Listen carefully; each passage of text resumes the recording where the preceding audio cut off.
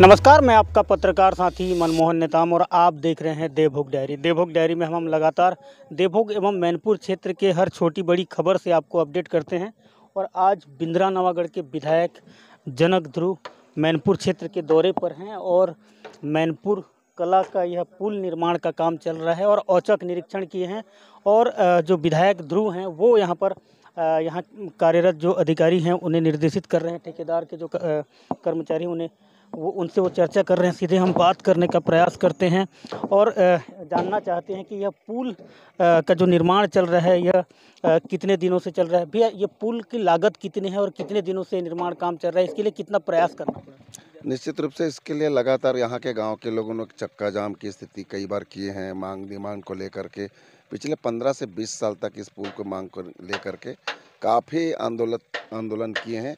हमने भी इसमें विधानसभा से लेकर के और संबंधित विभाग के उच्च अधिकारी से मिल करके, इस विभाग के मंत्री से मिल करके, यहाँ तक कि सदन में भी बात हमने रखा भी था और अंतिम में इस पुल की स्वीकृति हुई।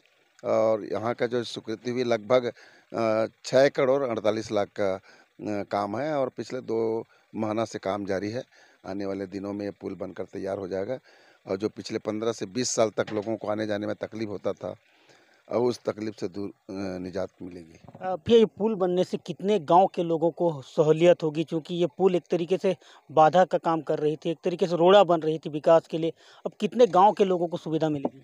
निश्चित रूप से इस गांव से लगभग आधा दर्जन गांव जो है, महुआ भाटा से लेकर के फूलझड़ से लेकर के और बड़े मैनपुर कला जो है बड़ी बस्ती है। इस क्षेत्र का सबसे बड़ी बस्ती है मैनपुर कला और मैनपुर कला के जो लोग को यहाँ के राहत मिलेगी। लगभग यहाँ से आधा दर्जन गांव के लोगों को निजात मिलेगी और इसके बन जाने से इस क्षेत्र में एक कम से कम एक ऊर्जा हुई मिली है कि आने वाला समय में जो आपका सलब जलाशय है जो लंबित है, इस क्षेत्र की मांग है, वो भी मांग पूरी होगी, ऐसा उम्मीद जगी है लोगों में। भैया, मैं लगातार देख रहा हूँ आप पुलिया को ज़्यादा ध्यान दे रहे हैं। बीते दिनों आपने तेल नदी के पुल पर भी आप पहुंचकर अधिकारियों को निर्देशित किया था। क्या मुझे ये लगता है कि बारिश के पहले आप सभी पुलिया को मजबूत करने के लिए जो पुल है इसके पहले मैं 15-20 दिन पहले भी आया था। इसके बाद मैं सेंध मुड़ा के पुल को देखने भी गया था अभी 1 सप्ताह पहले। वहाँ के जो कर्मचारी है उससे मिल करके संबंधित विभाग के अधिकारी से बात करके कि तत्काल इस पुल का निर्माण हो करके निर्देशित भी किया है। उसके बाद मैंने जो सूखा नाला है अमलीपदर का जो पुल है वो तो बहुत ही जर्जर स्थिति, उसका टेंडर भी हुआ था और किसी कारणवश पुल ठीक नहीं होने का रीटेंडर किया गया है। उसके लिए भी हमने प्रयास किया है। लगातार गांव के ग्रामीणों लोगों से 3 दिन पहले भी मिला और आश्वासन भी दिया कि उच्च अधिकारी से मिल करके उस समस्या का समाधान करेंगे।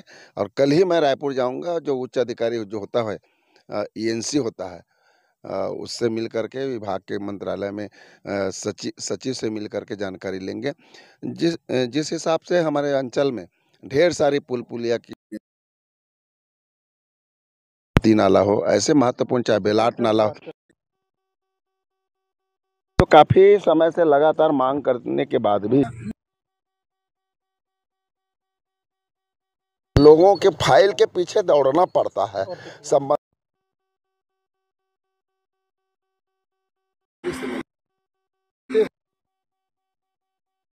अगर लगातार देख निश्चित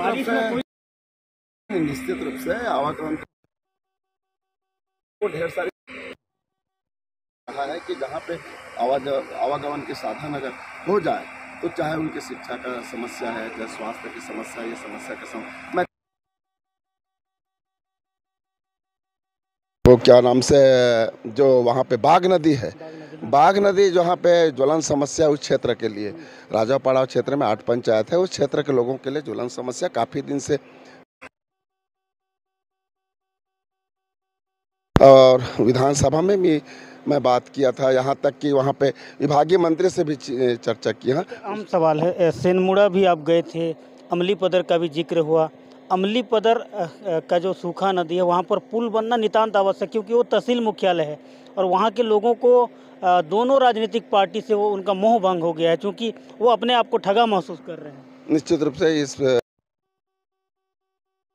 पहले मैं उसी सुखा नदी से देख कर वापस लौटा हूँ और कल ही मैं इस संबंध पर रीटेंडर कब तक उसका ओपन होगा और ओपन होने के बाद काम कब से शुरुआत होगी, इस पर हमें पहल करने की ज़रूरत है। और उस बात को लेकर के मैं बहुत गंभीर हूँ। क्षेत्र की जनता से भी कहना भी चाहूँगा कि जितना जिससे हो सबको संबलता के साथ एक साथ मिल करके इस ओर हमें ध्यान देने की जरूरत है। यहाँ पहुँचे हैं, अधिकारियों को क्या निर्देश किए हैं यहाँ जो काम करने वाले? नहीं, उसके जो अधिकारी हैं, ठेकेदार हैं, दिया हूँ कि बहुत जल्दी यहाँ पे जो नींव का काम है, काम पहले हो जाए बारिश के पहले, ताकि बारिश में भी यहाँ काम चलते रहे। और इस पुल बन रहा है, कितना जी ज़रूर, निश्चित ही विधायक जी का मेहनत रंग लाया, पूरे ग्रामवासियों का मेहनत रंग लाया। जो हर्ष हमें हो रहा है, शायद हमारी जो प्राथमिकता थी हमारे गांव की, जो बेहद मांग जो 20 सालों से थी, वो पूर्ण। मैं बहुत करीब से देखा हूँ, यहाँ पर 100 यात्रा निकाली गई थी, अब भरे बारिश में और नदी को पार करते हुए निकाली गई थी। अब उससे सहूलियत मिलेगी। कितना अपने क्षेत्र के विधायक इस काम के लिए ध्यान दिए? जी निश्चित ही, अभी उन्होंने बताया कि सदन में भी बात रखी, उच्च अधिकारियों से भी बात की, तब जाके इससे पूर्व में माननीय जो हमारे तत्कालीन मुख्यमंत्री थे भूपेश बघेल जी, उन्होंने परियाबहारा में जन चौपाल जब हुआ तब उन्होंने घोषणा किया था। जब इससे पहले हम लोग चक्का जाम किए थे, उसके बाद उन्होंने पास किया, लेकिन जो पैसा था जो देना था वो पैसा सेंशन नहीं किए थे। तो माननीय विधायक जी ने मुख्य सचिव और जो सेतु निगम के जो उच्च अधिकारी जी, उनसे मुलाकात करके लगातार भिड़े रहे, जिसका हमको फायदा मिला। बिल्कुल, ये स्थानीय ग्रामीण हैं तनवीर ठाकुर और एक जागरूक युवा हैं। और मैं बता दूं कि इस पुल के निर्माण के लिए ग्रामीणों ने नेशनल हाईवे 130 तक को जाम किया था और पूर्व मुख्यमंत्री भूपेश बघेल के द्वारा जो चौपाल लगाई गई थी या भेंट मुलाकात का कार्यक्रम था, उस कार्यक्रम में इस कुमड़ी माफ़ कीजिएगा मैनपुर कला का यह पुल को स्वीकृत देने का उन्होंने घोषणा किया था, जिसके बाद स्थानीय विधायक माफ़ कीजिएगा जनक ध्रुव के हस्तक्षेप के बाद, या यूँ कहूँ जनक ध्रुव के गंभीरता होने के बाद यह पुल का निर्माण हो रहा है। और ग्रामीण विधायक जनक ध्रुव को धन्यवाद भी ज्ञापित कर रहे हैं, चूँकि यह वही पुल है जहां पर सब यात्रा बारिश के दिनों में भरे पानी में ग्रामीणों को निकालना पड़ा था और कई कठिनाइयों से ग्रामीणों को गुजरना पड़ा था। बहरहाल देखना होगा कि आने वाले समय में यह पुल का निर्माण होने के बाद मैनपुर अंचल के लोगों को कितनी सहूलियत मिलती है। अभी के लिए बस इतना ही, नमस्कार।